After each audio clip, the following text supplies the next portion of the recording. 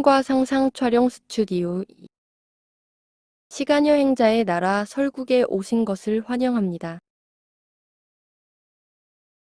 그녀가 말한 대로 검색하다가 판타지를 선택하고 함께할 사람은 무작위로 결정했다. 직원이 완료되었음을 확인하고 자신이 가지고 있던 기기를 작동하자 의자가 완전히 눕혀져 병원의 베드처럼 되었다. 그녀가 말하는 대로 눈을 감자 베드가 천천히 움직이며 마치 CT 촬영용 기기처럼 생긴 것 안으로 들어가는 것 같았다. 그것도 순간 잠이 빠져 들어가는 기분을 느꼈다. 그리고 곧바로 영화만큼이나 생생한 장면이 펼쳐졌는데 주인공은 나였다. 얼마의 시간이 흘렀을까 확인할 수는 없지만 약 1시간 정도 지난 것 같았다. 촬영 다 끝났습니다. 직원의 목소리에 눈을 떠보니 처음의 상태로 돌아가 있었다. 몸이 한결 개운했다. 의자에서 내려와 데스크로 갔다. 편집하는데 10분 정도 걸리니 옆에 있는 탁자에 잠시 앉아서 차를 마시면서 기다리라고 했다. 그녀는 작업하면서 물었다. 어디에 보관하여 가져가실 건가요? 별도의 저장기기가 없으시면 이곳에 비치되어 있는 기기에 넣어드리겠습니다.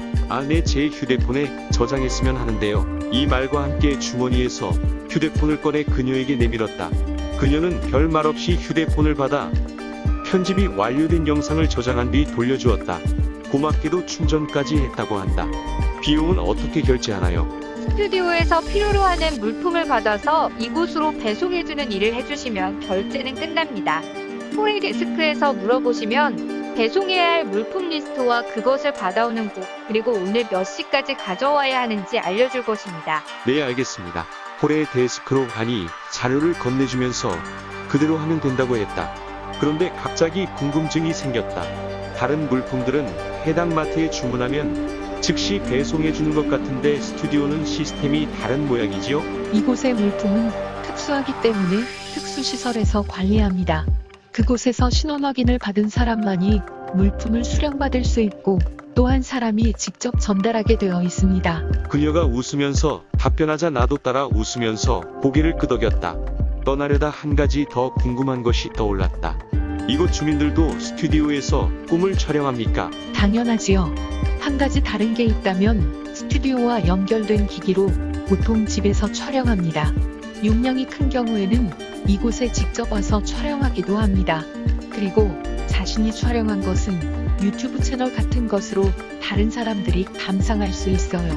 마치 드라마나 영화처럼 말이죠. 이것은 스튜디오 시스템으로 연결해 줍니다.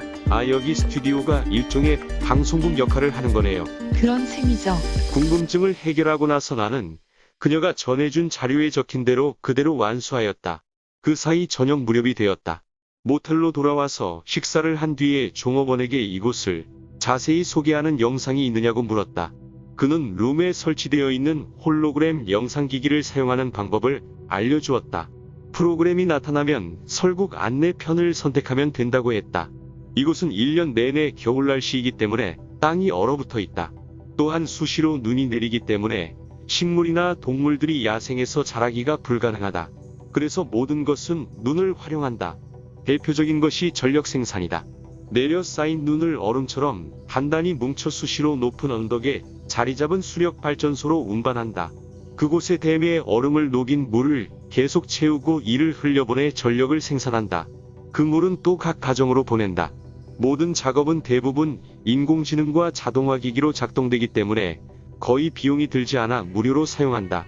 채소, 곡물이나 과일류는 유전자 결합 기술로 파종과 수확까지 2에서 3일 정도밖에 걸리지 않는 속성 생산 시스템이다. 또한 공장처럼 지어진 거대한 공간에서 수경재배로 길러지며 파종, 수확, 선별 포장 등이 자동으로 이루어진다. 사람은 이 과정에서 결함이 발생하는지 여부를 확인하고 그것이 발견되면 신속히 수리하여 시스템의 정상 가동을 유지하도록 해주는 역할을 할 뿐이다. 곡물이나 과일은 별도의 인공 수정 없이 열매를 맺는다. 암수 한 몸이기 때문이다. 생산된 제품들은 판매 센터로 배달되고 주민이나 기관들에서 주문을 하면 배송 차량이 즉시 가져다 준다. 모든 비용은 해당 작업장에서 근무하는 것으로 충당된다. 홀로그램으로 이런 내용을 보면서 재미있는 나라라는 생각은 들었으나 1년 내내 눈에 쌓인 세상은 단조롭기 그지없을 것 같았다. 여기에서는 외부에서 즐기는 스포츠 역시 없는 것으로 보였다. 항상 눈이 존재하므로 스키가 제일 선호될 것 같음에도 그런 것은 아예 없었다. 모든 운동은 내부 공간에서 즐기는 것 같았다. 그리고 유튜브 같은 시스템을 이용하여 자신이나 남들이 촬영한 영상을 즐기는 것이 최고의 엔터테인먼트로 보였다. 나는 2번 더 스튜디오에 가서 꿈과 상상을 촬영하였으나 갈수록 집이 그리워졌다. 아마 내가 실종되었다고 난리도 아닐 것 같았다. 나흘째 되던 날 모텔에 숙박비와 식사 비용을 다 결제하고 나서 점심 무렵 배낭을 꾸려 모텔을 나왔다. 종업원은 먼 곳으로 가시려나 보다 하면서 미소 지었다. 특별히 만류하거나 그러지 않았다. 나오기는 했으나 막막했다. 무작정 이곳저곳을 돌아다니며 돌아갈 수 있는 방법을 궁리했다. 모텔의 종업원이 한 말로 미루어 볼 때 이곳으로 들어올 때 열렸던 신비의 문이 내가 나갈 수 있게 다시 열릴 때가 된 것 같기도 했기 때문이다. 그래서 설국에 들어오던 나를 떠올리며 그 방향으로 걸어갔다. 모텔로 올 때 걸린 시간만큼 정도 지났을 무렵이었다. 눈이 내리기 시작했다. 난감했다. 돌아갈까 하다가 기적을 바라며 돌파하기로 했다. 갈수록 바로 앞도 분간 못할 정도로 폭설로 변해갔다. 설국으로 들어올 당시의 위치도 기억나지 않았다.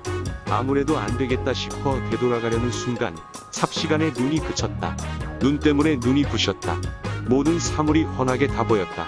찬찬히 주위를 둘러보니 눈에 익은 풍경이었다. 눈은 여전히 폭신폭신하게 쌓여 있었으나 내가 희운각 대피소로 가기 위해 내려오던 길로 판단되었다. 나는 냅다 환호를 질렀다. 아, 드디어 고향으로 돌아왔구나. 정말 운이 좋았던 것 같았다. 내 맘대로 설국에 들어간 것은 아니지만 우주의 신은 나를 다시 제자리로 돌아오도록 배려해 주심에 틀림없었다.